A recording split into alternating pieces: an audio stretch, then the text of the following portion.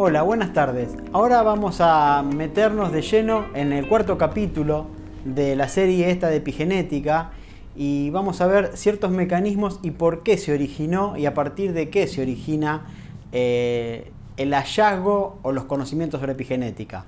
Como toda historia, esta también tiene un principio y ese principio tiene que ver fundamentalmente con la teoría del equilibrio puntuado, que también se denominó en algún momento equilibrio interrumpido, y es una teoría del campo de la evolución biológica, propuesta por Edelgert y por Gould, quienes trabajaban con el registro fósil, y esta teoría la propusieron ellos en 1972.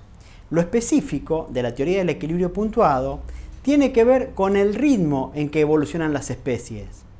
Si nos ajustamos bien a los mecanismos darwinianos, el registro fósil debiéramos observar que existe de alguna forma un cambio lento e ininterrumpido de las especies. Pero en realidad lo que ocurre, lo que podemos ver, lo que muestra el registro es otra cosa. Entonces, a través de lo que se hallaba en el registro fósil, estos dos investigadores examinaron y vieron que durante la mayor parte del tiempo una especie permanece estable o con cambios mínimos, cambios menores. A este periodo se lo llama periodo de éstasis y se produce un cambio evolutivo rápido e inexplicable en determinados momentos.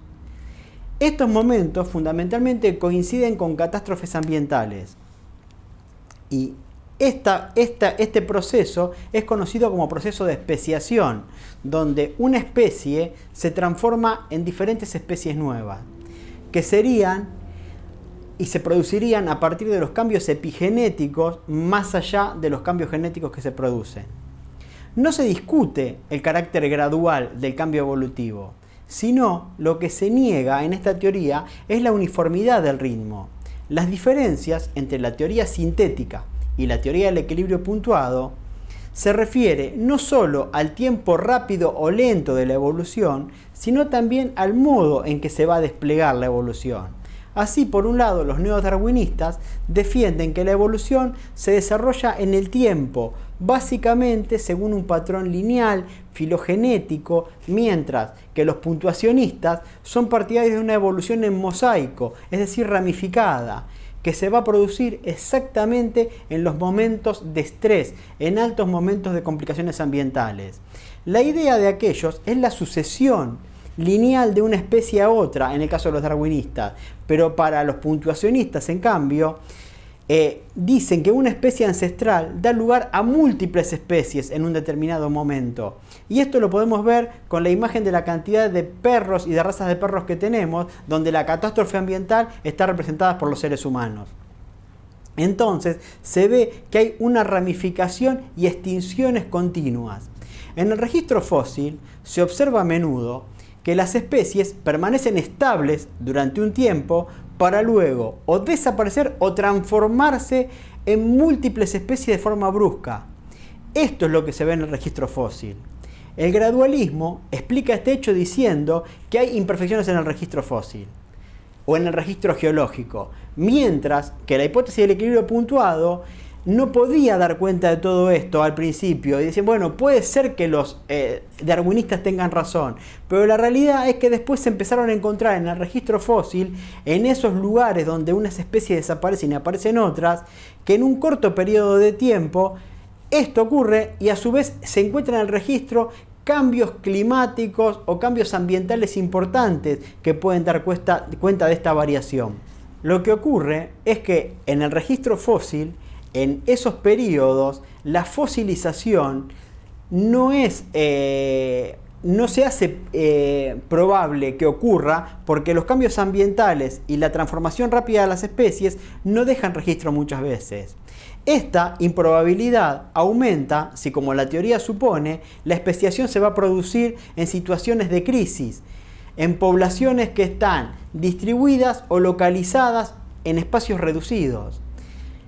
Entonces, estas evoluciones rápidas se van a dar en situaciones de cambios ambientales catastróficos.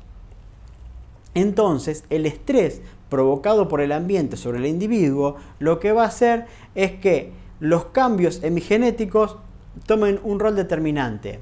la discusión entre los evolucionistas y los darwinistas se zanjó durante los últimos 40 años mediante una serie de hallazgos que desde el punto de vista de la heredabilidad de caracteres no podían ser explicados. Algunos estudios de laboratorio y poblaciones evidenciaban que, digamos, ciertas evidencias vividas por un individuo no desaparecen, sino que se van a, de alguna forma, a pegar en forma de huella molecular, y esta va a poder ser heredada a generaciones posteriores. Bien, entonces lo que vemos es que estas huellas moleculares van a ser transmisibles generacionalmente, y lo que vamos a ver en el próximo capítulo es cómo estas huellas se pegan en el material genético y cómo se produce. Entonces, la vieja disputa entre Darwin y Lamarck volvía a instalarse nuevamente. Esta disputa termina dándole la razón a ambos, porque la epigenética demuestra que las experiencias traumáticas pasadas de un organismo o de todos sus antepasados recientes dejan cicatrices moleculares que se van a adherir a su ADN. Esto tiene mucho que ver con la teoría de Lamarck. Y de otro lado, la teoría darwinista dice que las mutaciones que van ocurriendo al azar lo que pueden hacer es capacitar o no a una especie para colonizar un nuevo ambiente. La razón de ser de este curso es mostrarles cuáles son los mecanismos moleculares y biológicos implicados y las cicatrices moleculares que van a ocurrir y cómo se van a heredar. En el año 2001, después de casi 10 años de trabajos, concluyó el genoma humano o el proyecto Genoma Humano, y a partir de este trabajo se conoció la secuencia completa de nuestro ADN. Durante los primeros años posteriores a la publicación del proyecto Genoma Humano, hubo una terrible expectativa que se fue desvaneciendo poco a poco cuando descubríamos que, a pesar de haber descifrado todas las instrucciones que poseía la lista de letras de nuestro ADN con la secuencia y todo, no podíamos encontrar en qué parte del ADN se encontraba, ¿qué cosa? Se encontraban las enfermedades humanas. Y lo que más impactó de todo esto fue que solamente el 1,5% de todo ese material genético se corresponde al material codificante o a las proteínas que se van a producir.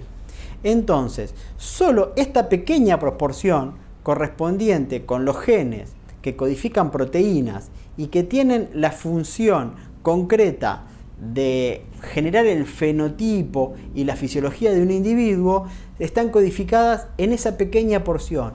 El resto, todo el otro 98%, el 98,5%, no tenía ninguna función conocida. Entonces, lo primero que se pensó era que era ADN basura, y de hecho se lo denominó ADN basura. Entonces, ante esta evidencia abrumadora, una gran cantidad de este material genético, o sea, la mayor parte, no cumplía ninguna función. Entonces, a partir de esto, la comunidad científica empezó a sospechar que algo no andaba bien. Pues todo organismo viviente está determinado en cada uno de sus caracteres y estructuras y funciones por el devenir de un curso evolutivo que lo generó. Entonces, no era posible que hubiera tanto material genético que no tuviera ninguna función. Por este motivo, muchas veces, ante determinados hallazgos que no pueden ser explicados debidamente, nos tenemos que resignar por un tiempo y trabajar sobre eso, y cuando las circunstancias lo ameritan y cuando las cosas pueden ser racionalizadas, lo que tenemos que hacer es empezar a entender el sistema orgánico como un todo y poder tratar de alguna forma de explicar qué es lo que está pasando con todo eso que no sabemos, con todo ese material genético que entrañaba confusión, que entrañaba desasosiego y que no sabíamos para qué estaba. Era evidente que esa gran cantidad de material genético no estaba allí por efecto de la casualidad y sin ninguna razón. Si la evolución nos había dotado de todo este material genético, es evidente que cumple una función. Que no la conociéramos no significaba que esa función no existía. El otro resultado inesperado tenía que ver con la cantidad de genes, como hablamos en los capítulos anteriores. Las predicciones más modestas hablaban de que una persona tenía que tener alrededor de 75.000 genes o más, ya que cuando se descifraban los genomas de los animales inferiores, los mismos rondaban en torno a los 20.000. Entonces, la decepción fue enorme cuando el número concreto de genes que poseía un ser humano no superaba los 21.000. El otro hallazgo, no menos importante, fue que más del 80% de esos genes los compartíamos con los animales inferiores. Entonces, con el objeto de llenar este vacío que no conocíamos, se emprendió un proyecto piloto a escala internacional que fue bautizado como Enciclopedia de los Elementos del DNA y se llamó ENCODE en nombre clave. Este proyecto consistió en tratar de descifrar qué había en ese basurero, en ese ADN basura que portábamos todos, para tratar de entender qué pasaba con ese 98,5% restante del genoma, cuya función era desconocida. Entonces, para esto se contrataron a 442 investigadores de más de 32 instituciones y universidades de distintos países.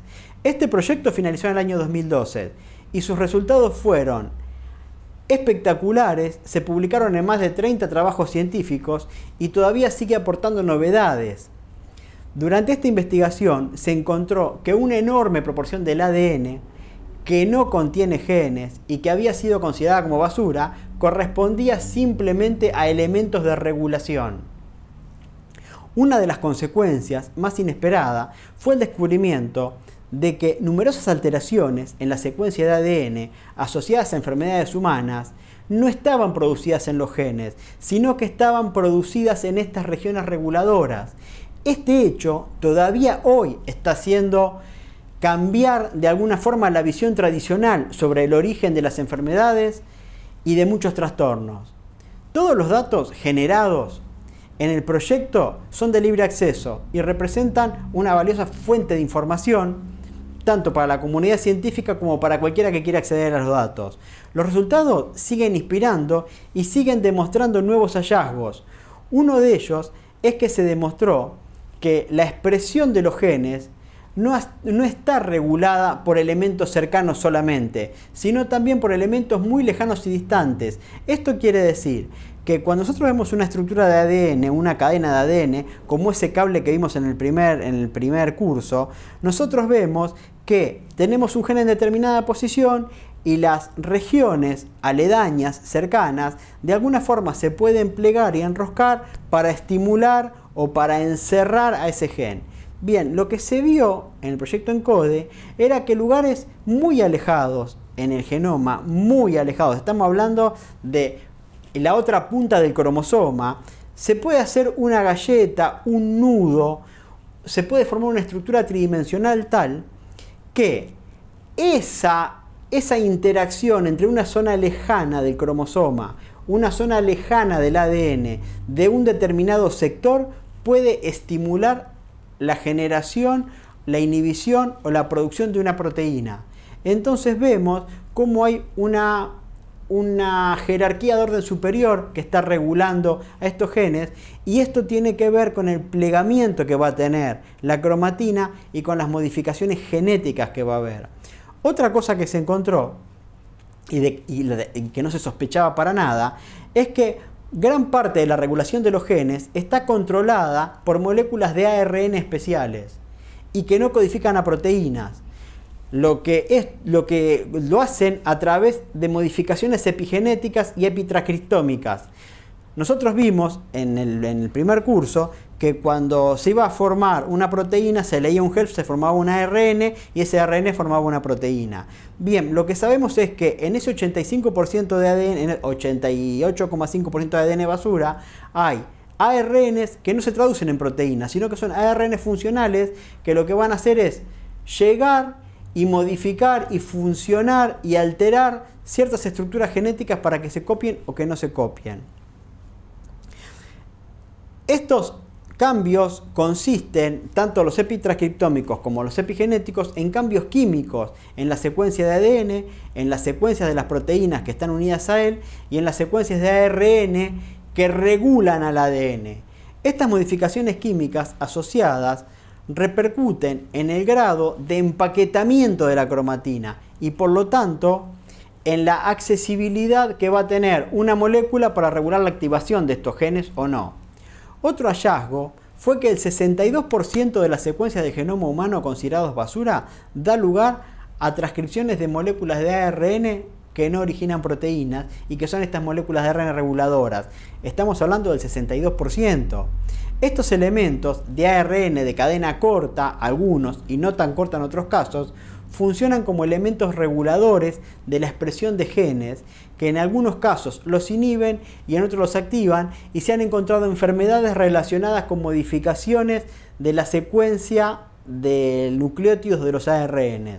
A partir de estos hallazgos surgió la ciencia de lo que se denomina transcriptómica, que se encarga de estudiar y secuenciar estos ARN cortos y no tan cortos, elaborando un catálogo de todos los ARN que existen. El logro más importante del proyecto ENCODE, de este proyecto de los elementos del ADN, se relaciona con la presunción de un código epigenético. La tarea que se emprende a partir de este hito es la de tratar de desvelar cuál es ese código epigenético, la de tratar de entenderlo. Sabemos que las histonas contribuyen con el empaquetamiento del ADN y que a su vez son modificadas químicamente mediante múltiples mecanismos para cambiar sus propiedades. Ellas en sí mismas son uno de los elementos a tener en cuenta para evaluar este código oculto.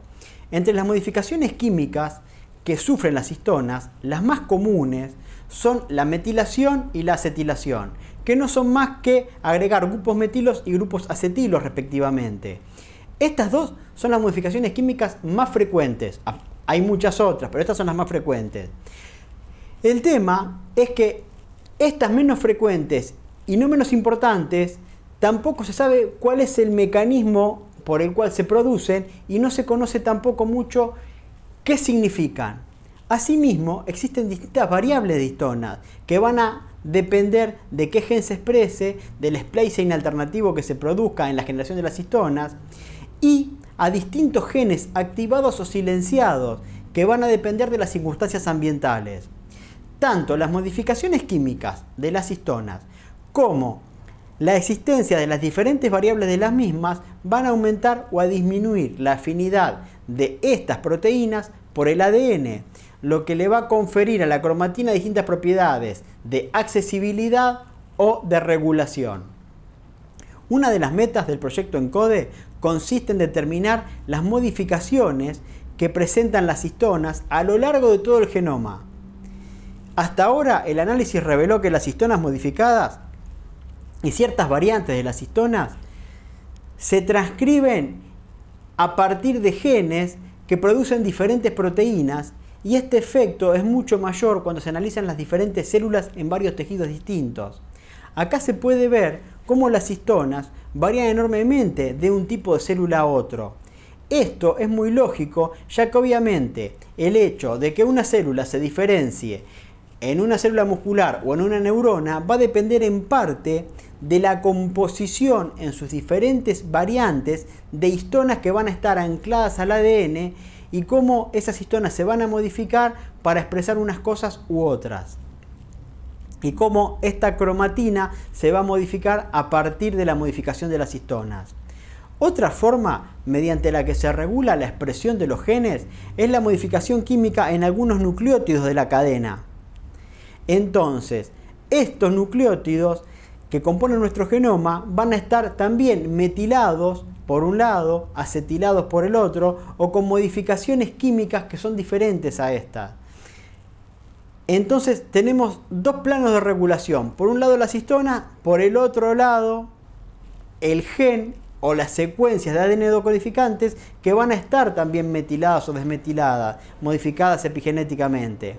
La metilación del ADN se considera uno de los factores más importantes del código epigenético. Y existen también ciertas modificaciones químicas de las bases nitrogenadas que impactan no solo a nivel del ADN, sino también a nivel del ARN y que se ha dado en llamar epitranscriptómica. Lo que no logramos determinar hasta ahora es cuáles son las funciones de cada una de estas modificaciones y qué significan a nivel del código epigenético. Lo que sí sabemos en la actualidad respecto a estas modificaciones y en especial a la metilación es que se encuentran determinadas regiones reguladas que hacen que los genes se expresen o permanezcan inactivos. Así vemos que determinadas enfermedades se producen no porque el gen esté dañado, sino porque el patrón de metilación de la región del gen regulador es el que está modificado. Este, que vendría a ser como un interruptor, está alterado por modificaciones epigenéticas, lo que provoca que se exprese cuando no debe expresarse o que no se exprese cuando debe expresarse. Y otro resultado asombroso del proyecto ENCODE fue que existe un nivel de regulación de la expresión genética que consiste en interacciones físicas entre las distintas regiones de los cromosomas. Hace un rato hablé de que había modificaciones químicas que se producían porque se plegaba de una forma determinada el ADN en la misma cadena y regiones alejadas se ponían en contacto. Lo que se vio también es que dos cromosomas diferentes se acercan en determinadas células en diferentes posiciones y esto hace que unos sectores del ADN de un cromosoma estimulen o repriman algunos sectores del ADN de otras zonas. De acuerdo con esta visión, la expresión genética de un gen no está regulada solo por un interruptor, sino que hay muchos interruptores y una gran parte de estos están compartidos con otros genes, aunque se encuentren alejados entre sí.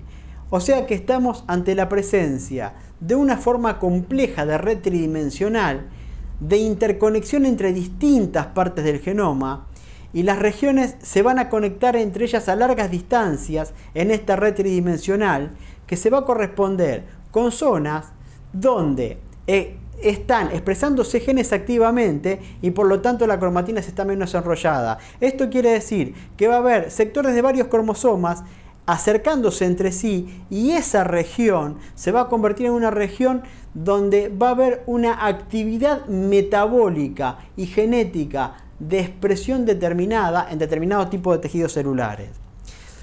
Para analizar estas interacciones fue necesario desarrollar nuevas técnicas de biología molecular que no vienen al caso en este curso, pero debemos saber que con estas técnicas el proyecto ENCODE encontró que el 98% de los interruptores de los genes interaccionan con otras regiones del ADN dentro de un mismo cromosoma o con otros. Asimismo, se determinó que la red de interconexión entre las secuencias del genoma posee una arquitectura y características diferentes en cada tipo de tejido celular.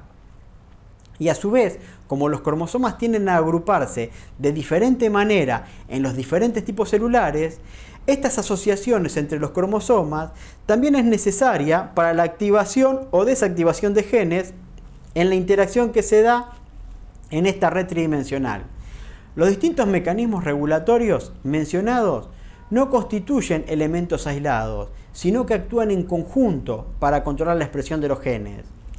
Incluso dependen unos de otros y son interdependientes. Por eso el ambiente tiene tal impacto sobre estos mecanismos. Es así como se están elaborando mapas complejos de correlaciones que incluyen todos los elementos. Estas herramientas permiten conocer cómo influyen unos sobre otros y cómo ello va a determinar la regulación del genoma. Este análisis se hace con computadoras, ya que la complejidad de la regulación excede la capacidad de cálculo de cualquier persona. Por otro lado, los ARN pequeños, esos que no codifican a la fabricación de proteínas, se encuentran preferentemente en las zonas promotoras de los genes, mientras que las modificaciones, o sea las metilaciones, se van a situar principalmente en regiones promotoras de genes reprimidos y en menor medida en genes activos. Sin embargo, a pesar de la enorme cantidad de datos obtenidos, aún quedan numerosos elementos funcionales por definir y descifrar. Es por esto que se ha planteado impulsar y financiar durante unos cuantos años más el proyecto ENCODE, para que las investigaciones profundicen en el análisis de estos elementos funcionales catalogados. Y en los próximos capítulos vamos a ver en detalle la regulación genética y cómo influyen las modificaciones epigenéticas conocidas en esta regulación, para luego abocarnos a conocer los mecanismos por los cuales estas modificaciones regulatorias se heredan y generan trastornos fisiológicos, generan enfermedades somáticas o trastornos que generan enfermedades mentales. Acá finalizamos el capítulo 4, los espero en el próximo capítulo.